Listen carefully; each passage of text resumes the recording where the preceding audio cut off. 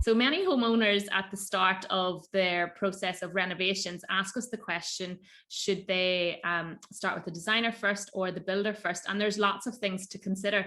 So today we're going to talk about the role the designer plays in relation to the builder and the importance of that relationship. So we're also going to look at the importance of plans and documentation and getting that right before we start a renovation. So I'm Louise from Perway, and in this episode today we are welcoming Bronwyn from Bronze DC. So welcome, Bronwyn. So Bronwyn's a multi-talented person in that she's a specialist interior designer, a residential building designer, and a specialist building consultant. So thanks so much for joining us today, Bronwyn. We'd love to tell you to tell us a bit about yourself and about Bronze DC. Lovely. Thank you, Louise. Thank you for having me. I'm excited to be here. So I've been always interested in design and officially made my move into the design industry back in 2014 when I was working for a new home builder. And I very quickly realized that there was a disconnect between clients' expectations and what a builder delivers, and through no fault of either. It's just there's so many moving parts. And so through my career working for new home builders and then renovation company and then doing my own design, I really have found a desire to want to help people manage the entire process, manage the entire journey, so that they're really to bridge the gap between that disconnect between the client, what the client expects and what the builder's going to deliver, and hopefully give them a great experience in the meantime. So yeah, I've covered renovations, new homes, energy efficient focus, everything from heritage to new. So yeah.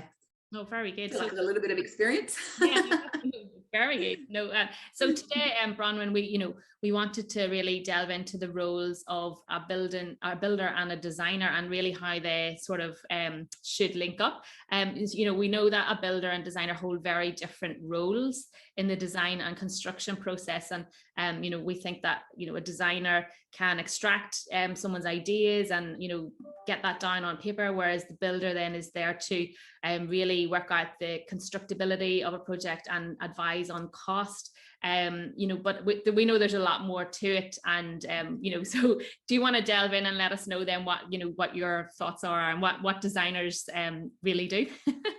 Yeah, absolutely. I think everybody looks at a designer and goes, soft pillows and chooses colors, and yes, we get to do all of that fun stuff as well, and that is the fun bit, but there's a lot more to it than that behind the scenes as well. And so typically I don't want to generalize too much, because you're always going to have a builder or a trade that is creative and can problem solve and come up with some really cool ideas as well. And you're going to have a designer that has a good construction head on them as well. Mm-hmm. But typically, if you look at their role individually, a designer is the creative mind. They're the one that builds the rapport with the client and really gets connected to what they need from their project. Mm-hmm.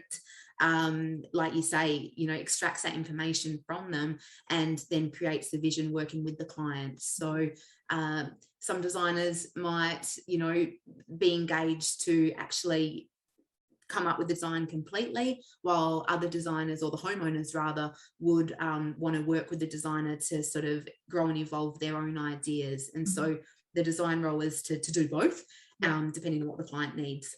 Mm-hmm. And so once the idea has come to fruition and we know what we want to do, then the builder's role is to obviously build that idea and to bring it to life. Mm-hmm. But there's a bit that's in the middle where they need to work together, because quite often the designer will design something not really understanding what's involved from a construction perspective, mm-hmm. and there lies a little bit of a disconnect. And so it's kind of like a prayer and a hope that the client can build what they want to build, what has been designed to their budget, or can actually be done full stop.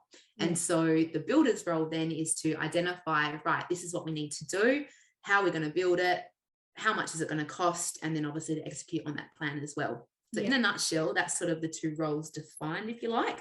Yes. But many crossing the paths in the middle as well. Yes. And that's what we, when we have a lot of homeowners that when they first approach us, then they say, they've asked the question, should I get the designer first, or should I get the builder first, or where should I go? And our advice is really engage the both designer and the builder together from the beginning. And it's really for that purpose. It's they're quite individual in what they do and what they can advise on. But if they work together, think of, we get them, the clarity and the expectations that will come with that. And if you have the designer and the builder and the homeowner all sitting like at a round table from the get-go, everybody understands what's required, and they understand the homeowner's concerns, their wants, their aspirations, and their dreams. And the designer then can advise, okay, as you said, they can advise upon a design, or if the homeowner has that idea already, they can expand upon that. But the builder then is able to sit down and say, look, well, this, that's not going to work because of this specific wall, or that, this construction method. So the designer's there to think, okay, well, that's not going to work, let's change that.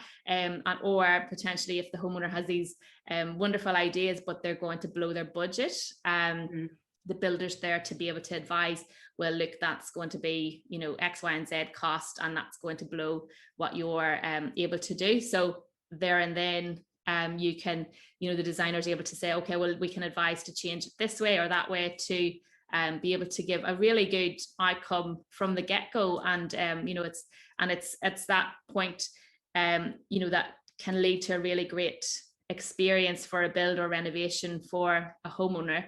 And whereas, we've had other customers that have come to us with pre-designed plans, and it's that haven't been there hasn't been a collaboration, and it's either that they're actually we're not able to build or renovate to the plans that are created, because there could be, it could be 100,000-200,000 above their actual budget, or there's actual flaws in the constructability side of things that isn't able to the build's not able to go ahead, or the renovation's not able to go ahead. So the per homeowner is left in a position where they have to either redo their whole plans to be able to get it done to the budget, or else they have to scrap the idea. So I think in our opinion anyway, that it's definitely a great way to start a renovation, by engaging both the designer and the builder from the get-go.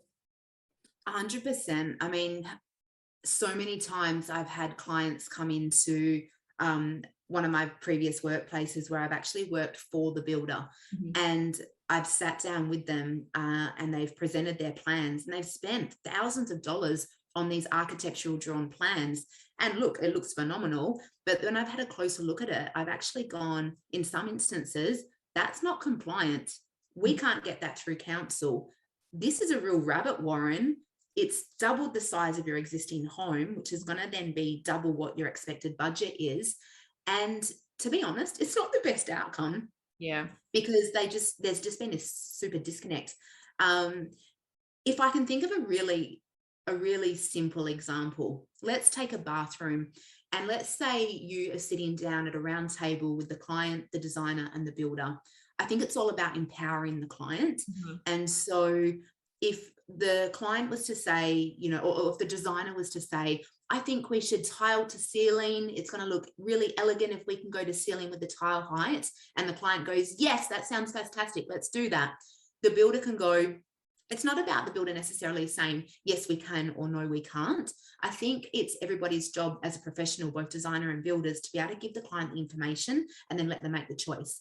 So the builder might then be able to go, well, look, if we tile to door height, then we don't touch the ceiling, and you're still going to get a bit of height out of the bathroom tiling. But if we were to tile to ceiling, what that means is all this ornate cornicing that you've got up there has to come down. And when that comes down, we might actually damage a little bit of the ceiling. So there's potential for the ceiling to have to be replaced as well. So yes, we can do it, but understand that by doing that, there's going to be a little bit more construction work involved, and therefore the budget's going to increase. Yes. What would you like to do? Yes. So I think it's about really empowering the client by giving them that sort of information right at the start. Yes. So they're making informed decisions from the get-go, and it's not a surprise when we get to quoting stage. Yes, no, exactly. And that's, it's our mission within Perway, even, to educate clients, to allow them then to make those informed decisions along the way, because you know, and that leads to a better experience. You know, as you said, there's no surprises throughout the build, or even excuse me, you know, when it does come to that quoting stage, that the homeowner is aware of, okay, well, this is what we allowed for, this is what it could potentially cost. But if those things are actually finalized or clarified before even it gets to that stage, you know, the budget then should be in line with their expectations, because those decisions would have already been made prior to the detailed proposal or quotation even being created, because decisions would have been made and allowances acknowledged as well at that early stage. That's right. And I think as well, because you're then empowering the client with a little bit of construction knowledge along the journey, if it were to get to a point where you give them their overall quote and it is sitting higher than what they were wanting to pay, they then feel that they're more comfortable to say, well, we understand why that costs this much, and we understand how that's evolved. And so I feel comfortable knowing that I can then reduce the tile height, if we go back to that previous example, because I know how that's bumped that up. So I think the shock or the way to then manage that final pricing becomes a lot easier for everybody involved, because the client has felt a part of it as they've, you know, they're part of the process. I always say, I'm not designing for my client, I'm designing with my client. And for that very reason, it's their house. They have to make the decisions. You're just there to feed them the information and help them along the way. No, exactly.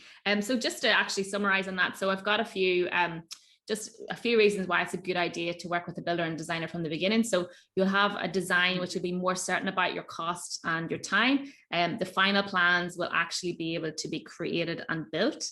There are great ideas shared even between the professionals and the homeowner. So that teamwork approach from the beginning is built on trust, and it makes the process more enjoyable.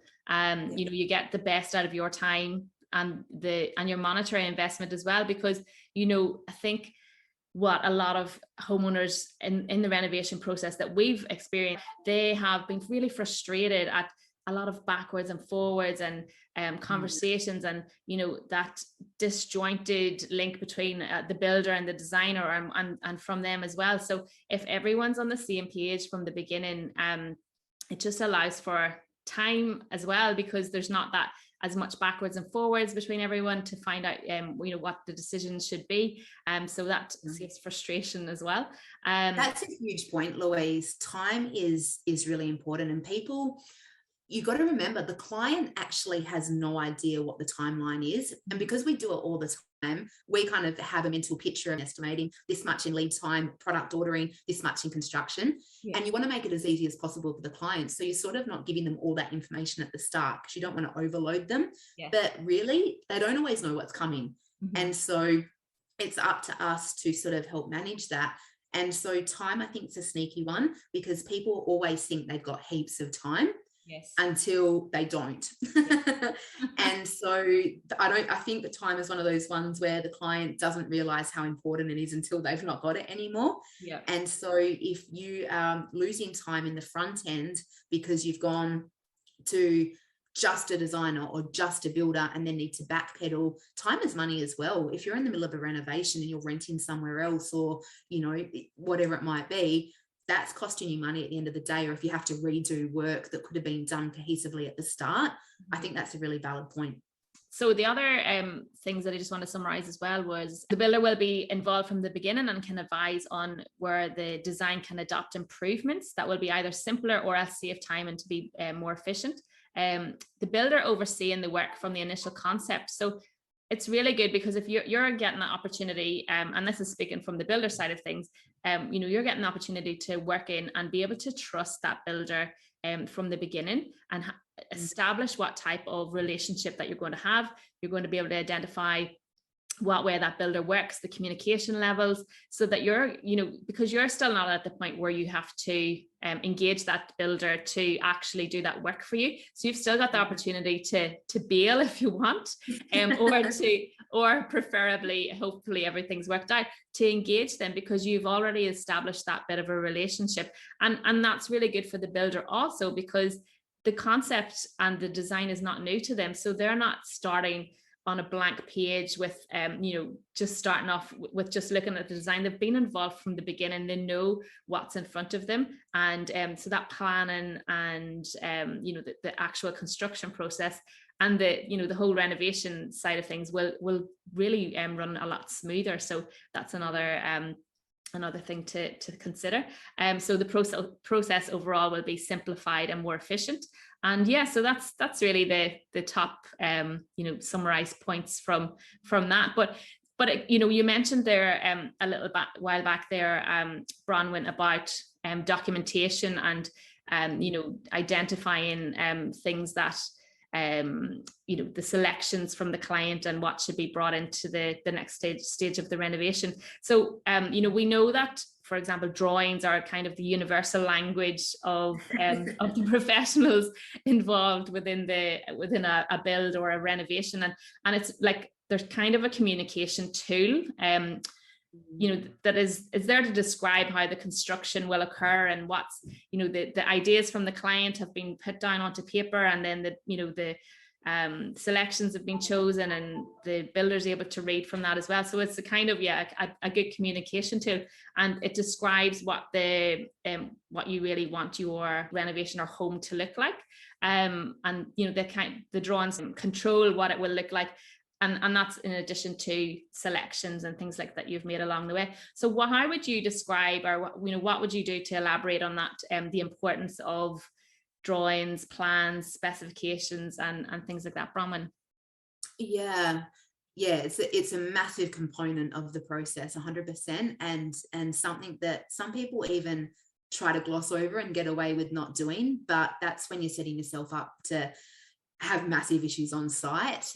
It really is about communicating the intention at every stage of the process. So initially, it's a way that the designer can communicate their ideas in their head with the client to see if it's what they were expecting, or to perhaps present a new idea to them that they hadn't thought or considered yet. So there's that sort of stage one. We call that concept design. So I think what's an interesting point to make is that I feel a lot of the time the homeowner thinks it's just one set of drawings, and you design, you build. That's sort of how they look at the design and the builder. We get this design and you build it. But it's not quite as clear cut as that. And just depending on the size of your project, I mean, even if it was a standalone bathroom renovation, it still wouldn't just be design, build. It'd be design, show the client, make tweaks, get the builder involved. Can we do this? Yes, no. Maybe first round of quoting. Okay, now that we know that what we can build is around the ballpark, then we go into selections, then we fine tune the design, present, do we like it? Yes. Okay, now we're ready to work these up for construction to a high level of detail, then to the builder. And that's just for a standalone bathroom or kitchen renovation. If it's then a whole home, we've got a few more steps in there, plus a bit of council process in the interim as well, so plus engineering and all sorts of bits and bobs. So there is multiple levels of documentation, and it's quite often a staged process. And that's to not only meet compliancy along the way, but also if you're breaking it down like that, then again it benefits the client because they get to make tweaks along the way, and they also get to see it growing and evolving and understand the process as well. So essentially, by the time you get to construction, yes, you have one final set of working documentation. And in that documentation, you would expect a full set of working drawings with floor plans, electrical plans, mechanical plans, elevations of either the outside or the inside or both, depending on the project, site plans. And then to accompany that is then your selections documentation, selections and specifications. And that's then going, this wall's that color, this is the toilet we've chosen, this is the tapware, this is what we're painting, this is what the joinery is made for, all of that sort of thing, down to door handles.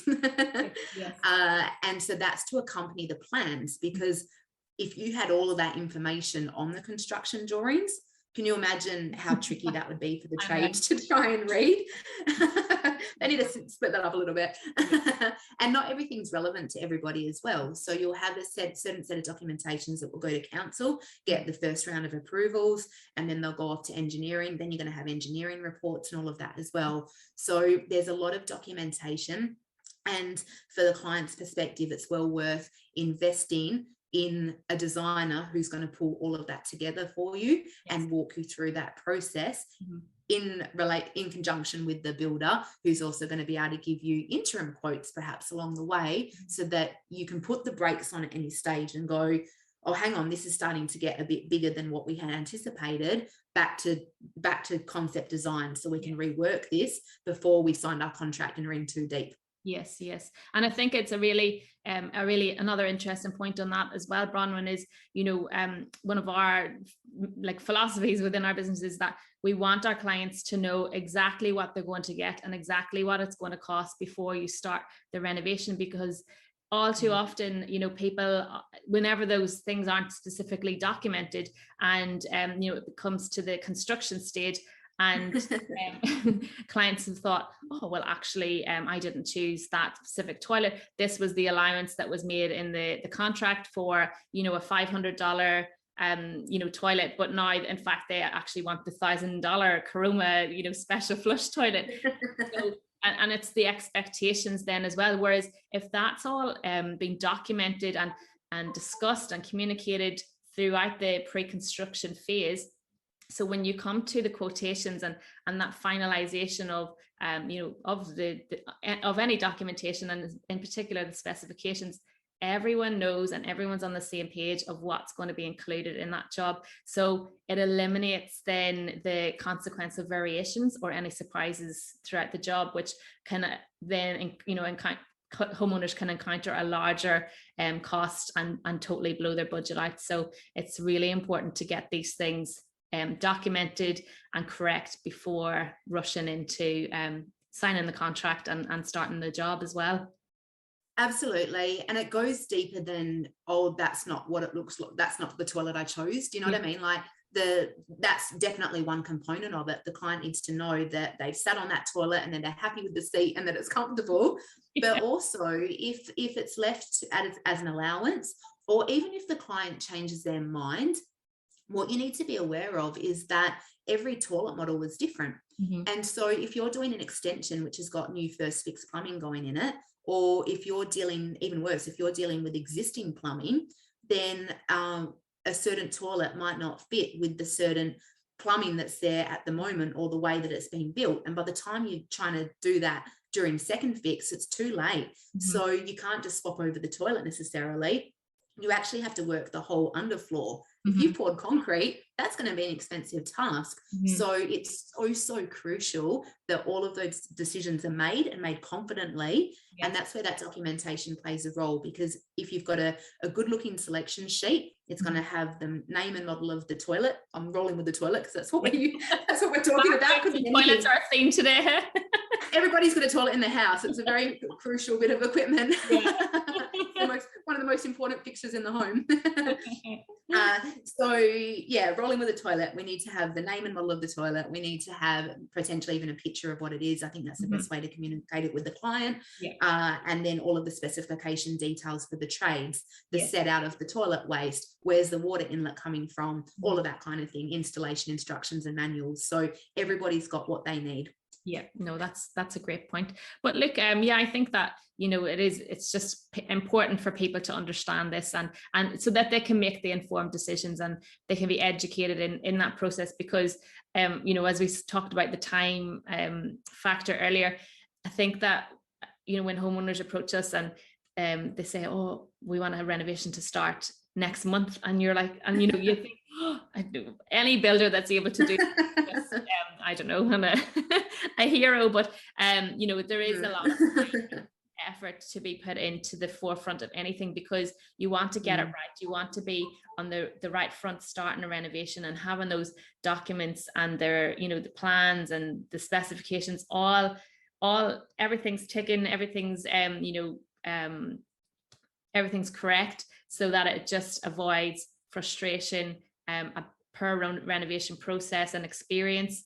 And you want to be able to enjoy a renovation, and if you're comfortable and confident in what you are getting, and everything that's been captured in the detail prior to the contract being signed and prior to that construction work happening, it allows for a great experience for the client, I think. Yeah, absolutely. If you want your construction to go smoothly, it's really worth investing time in the front end in the planning stages and making sure that you're thoroughly going over all of your documentation as well. And from the client's perspective, don't be afraid to ask a question. Mhm. If you don't know what that means, question it. It might be a simple answer, or it might uncover something deeper that had been missed. So it's really important to keep that communication lines between the client, the designer, the builder, Yes, no, and exactly. between the builder and the designer. That's it. Bronwyn, I think, is there anything else that you would like to add to our conversation today? Look, I just to emphasize the relationship between the designer and the builder. Yes, there's certainly multiple ways to go about a project, and there's a lot of different business models out there. You can understand it gets quite confusing for the homeowner, but if you can find a good working relationship between a designer and a builder, then I think you're going to be onto a winning combo, because it really is going to get the best outcome for you. That might be under one umbrella. You might have a design construct service, or that might be two parties working together closely. There's no better or worse. There's pros and cons to everything, of course. But I think, yeah, finding a winning combination of design and builder is definitely going to get you the best outcome in the long run. And more often than not, is actually going to be more cost effective for you in the long run as well. I agree. Yeah. But thank you for having me. I've really enjoyed our chat. And thank you so much today as well. If someone wanted to contact you, Bronwyn, to find you, where could they have a look? Yeah, lovely. Thank you. We are building the website at the moment, so it's not quite live yet, but I'll let you know when it does. But you can keep up with me and follow the business Grow and Evolve on Instagram, Bronze DC, and on Facebook, Bronze Designs and Consultancy. Fabulous. Thank you so Feel much. free to send me a message. I'm happy to answer questions at any stage. No worries, Bronwyn. Thanks so much for joining us today, and we look forward to having another chat again someday. Excellent. I look forward to it. Thanks, Louise.